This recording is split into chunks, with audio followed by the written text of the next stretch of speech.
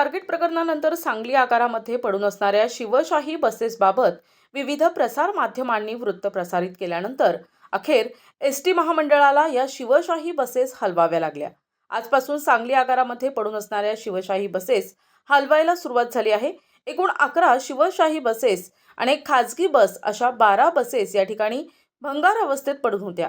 याबाबतचं वृत्त विविध प्रसार माध्यमांमध्ये प्रसारित केल्यानंतर एसटी महामंडळानं याची दखल घेत सांगली आगारातील पडून असणाऱ्या शिवशाही बसेस हलविण्याचे आदेश दिले होते। त्यानुसार आज या बसेस हलवायला सुरुवात झाली आहे। मी राजेंद्र गोगरे, आगार व्यवस्थापक वरिष्ठ, सांगली आगार। स्वारगेट आगार येथे घडलेल्या घटनेच्या अनुषंगाने सांगली